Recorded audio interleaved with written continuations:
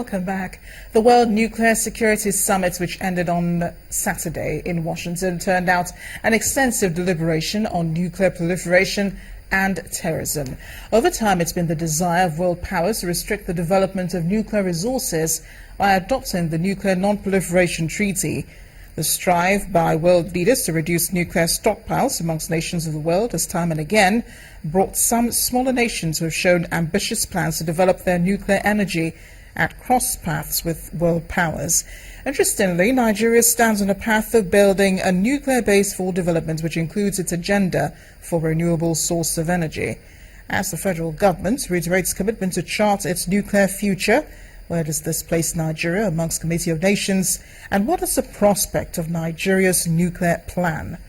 Joining us to discuss this on the News at 10 is the former Director General of the Nigerian Nuclear Regulatory Authority, Professor Shamsuddin Elegba. Thank you for joining us on the News at 10. Professor, Nigeria... Thank you for having me. You're welcome. Nigeria's President, Muhammadu Buhari, was one of the over 50 leaders from the world who expressed commitment to the nuclear treaty. How do you think that what do you think we took away from that summit in Washington, D.C.? Thank you. I think primarily is the reassurance of the international community that Nigeria is prepared to have a safe and secure utilization of nuclear energy, both for electricity generation and for other non-military uses. That is the import of our attending. Bearing in mind that when the summit started some 6 years ago, Nigeria was among the 4 African countries that were invited to attend. Furthermore, Nigeria actually participated in the International Organizing Committee then, which I represented. So the import of this is that our president was there, was well received, and the International Committee feels satisfied that Nigeria remains on course in terms of safety, security, and safeguards. And President Buhari did reiterate, his determination to make sure that Nigeria acquires nuclear energy for the generation of electricity. Are we ready for the acquisition of nuclear power?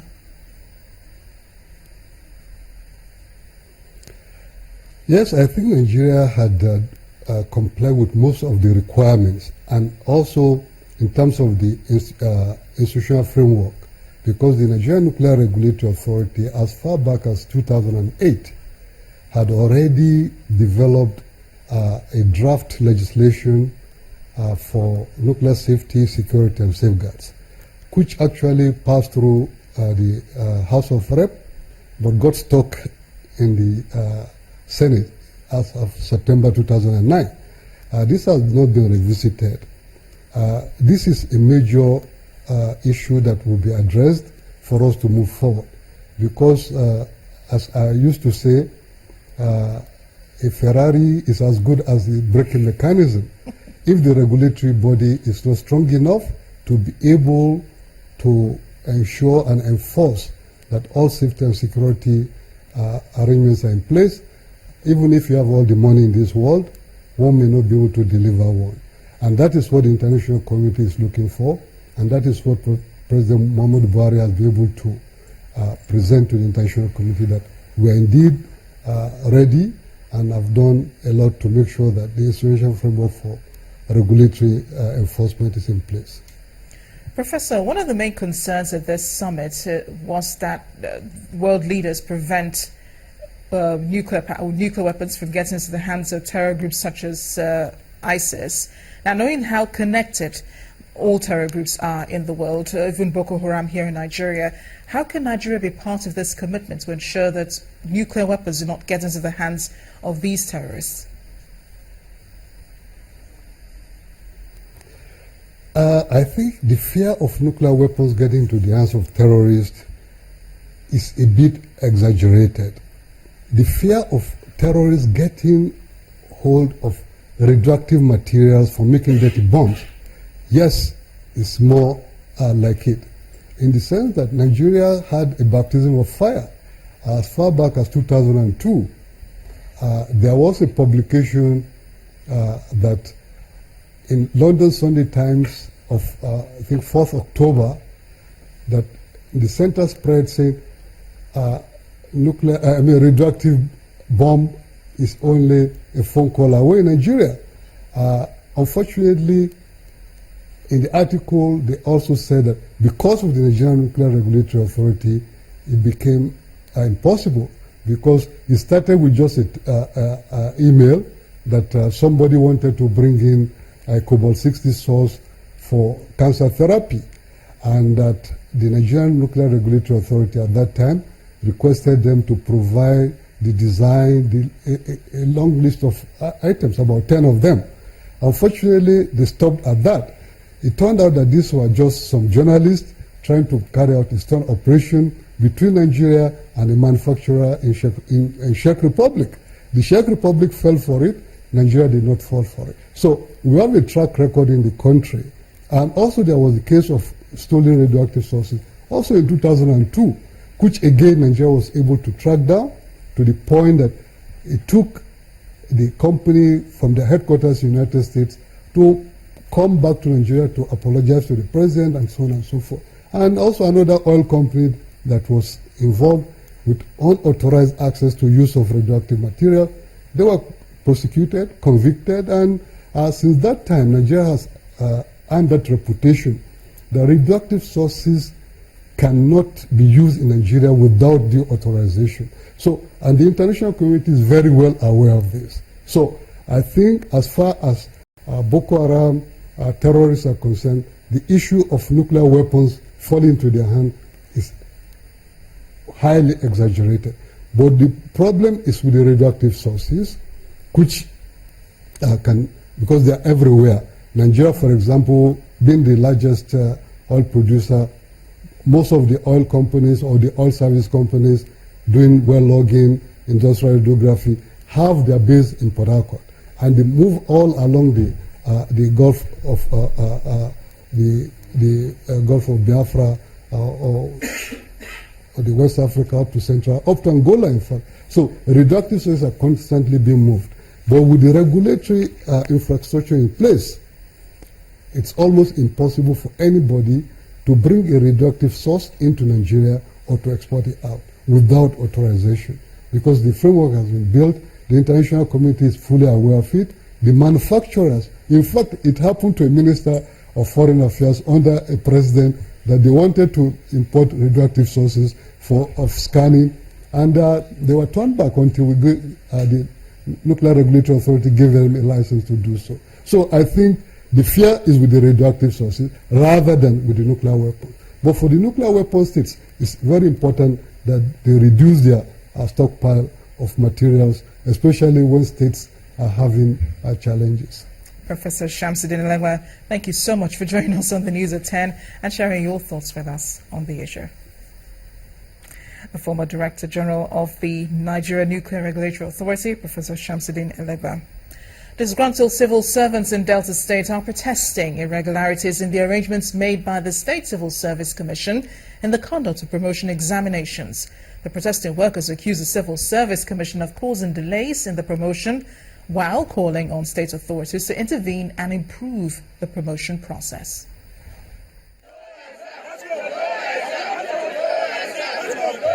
These are civil servants from grade level 5 to 10 protesting in Asaba, the Delta State capital. They are not satisfied with the method adopted in the conduct of their promotion examination.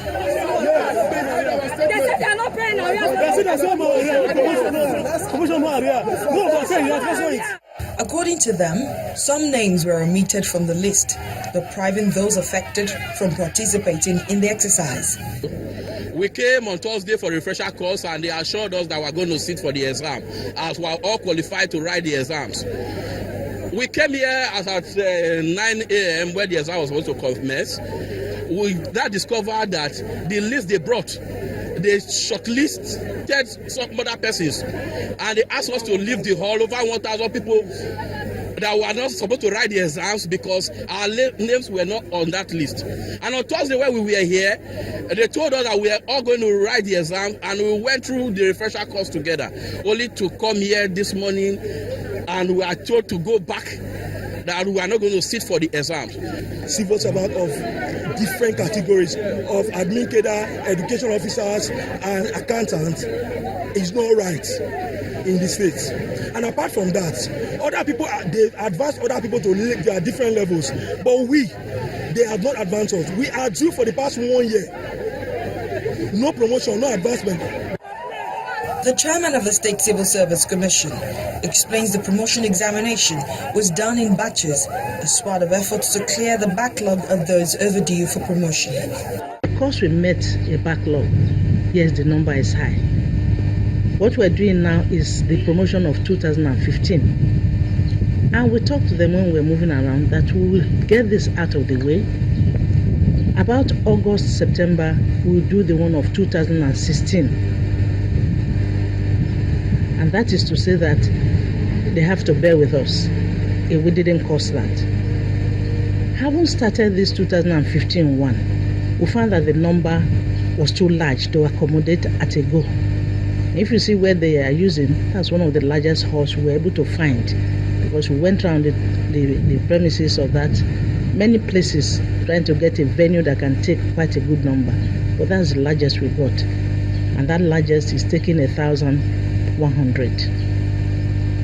So what we have done is take away the last, we asked the director in charge to take them as at when they came, as first come, first serve, in compiling his list. I want to believe that he did that. And so those who are not taken now will be taken, and when they do their exams, it will be charged as at when their promotion is due. The exam was scheduled to hold in this hall, but it appears to have been put on hold because of the controversy. The protesters are calling on state authorities to intervene and resolve the situation.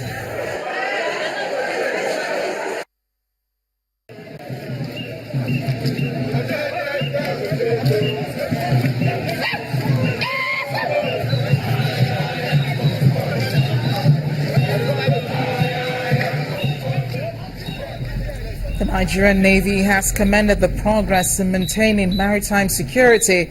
The flag officer commanding Eastern Naval Command, Rear Admiral Atiku Abubakar, says between the last quarter of 2015 till date, the commander seized about 30 illegal vessels and arrested many sea criminals for prosecution.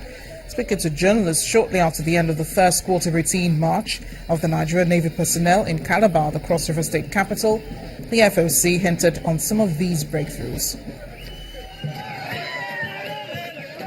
To understand how we operate, how our equipments can work together, how our men can work together, again, all towards the provision of security in our maritime environment. That is one major breakthrough.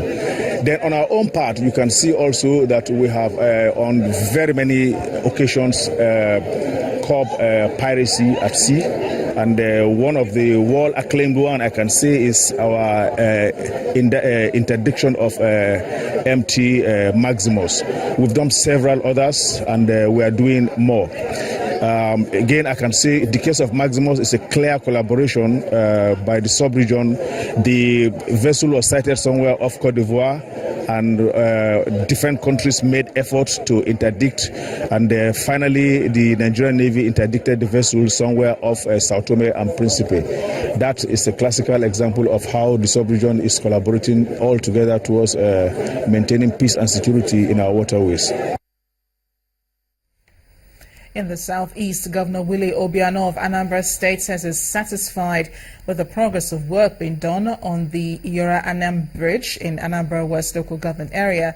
While inspecting some road projects across the state, the governor notes his administration will continue to develop rural and urban areas despite economic challenges. He also commended contractors for their efficiency and urged them to meet dates set for the completion of the projects. This is the 7.8-kilometer Iyora-Anam Road in Anambra West local government area. This project is crucial due to the swampy nature of the terrain, especially during the rainy season. Governor Willie Obiano, in company of the Commissioner for Works and other state officials, is here to inspect the project. You can see that was the last water. This bridge connects Iyora Anam community to other neighboring communities hosting oil fields. The contractor, John Nasser, assures the governor the bridge will be completed in May. As you see, the piling is almost over. Remain only a few piles to be done, which is going to be completed in 3 days. As well, the file cap, all of them they are ready. Remain one here. And the superstructure also they will be ready soon. Our beams, they are already casted with the slabs in our yard. Just when we finish the foundation here, we are going to launch it and put it, so the operation is going to be fast. What will remain is the upper deck. Governor Obiano expresses satisfaction with the quality of work done. I'm inspecting the Iyora Anam bridge, which is one of the bridges leading to the oil area.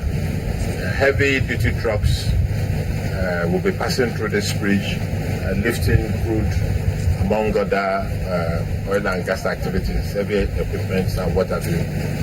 I just came to inspect it, and the contractor is reassuring me that he will deliver this bridge by May this year.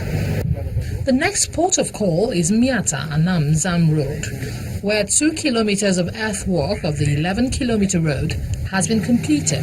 The contracting firm promises to deliver the project by December this year. The governor says despite the economic crunch in the country, his administration remains determined to ameliorate the suffering of the people in this community. 11-kilometer road to Nuzam. Nuzam is an Anambra community forgotten by every administration in Anambra State. For them to come out to, incidentally, is the headquarters of Anambra West. Or because of the very difficult terrain and how to reach that area, Anambra West activities are handled just on the mainland here.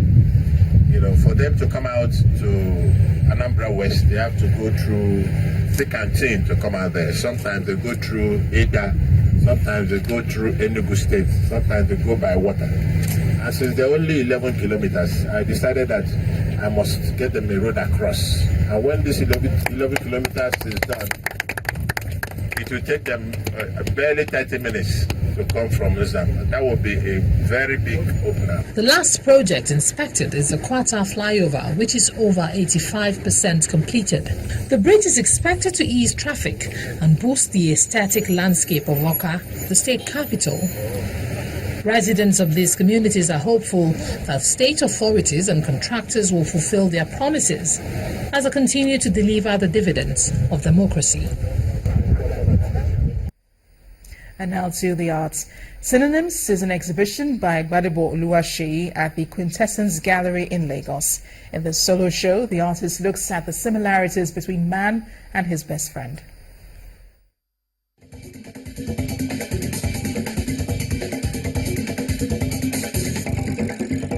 Man's Heritage and Man's Best Friend is the title of Gbadebo Oluwaseyi's first solo exhibition at Quintessence Gallery, Lagos.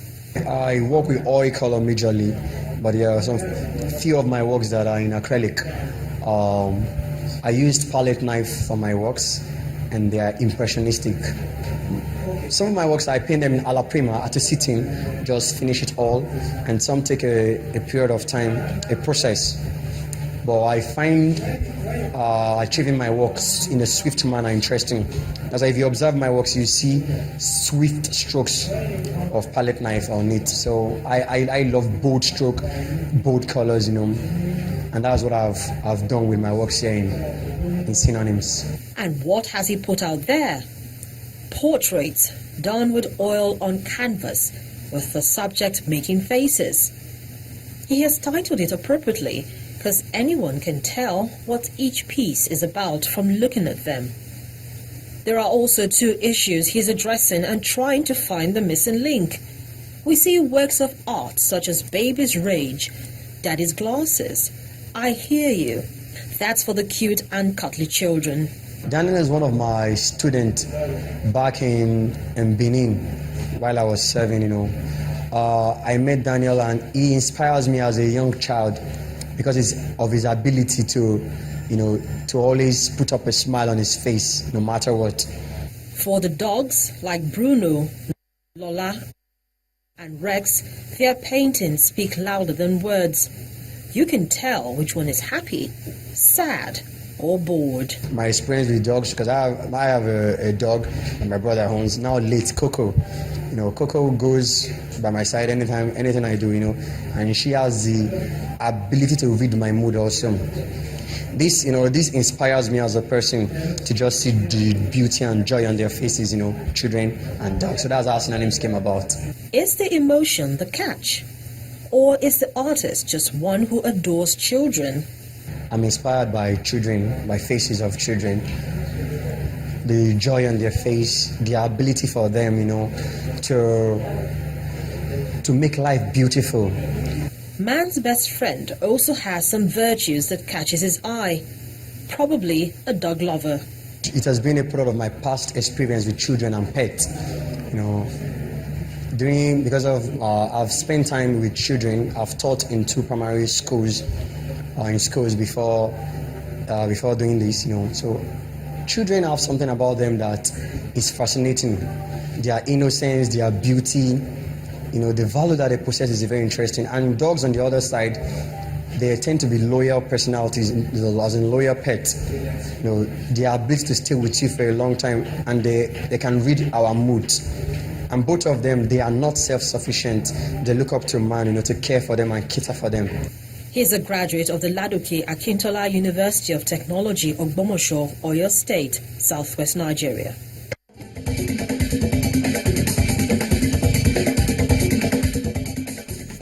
Still ahead of the news at 10, Africa's best-ranked table tennis player, Arun Kadri, retains his position for the second time as the continent's #1 in the second consecutive month. That's in sports news. Please stay with us.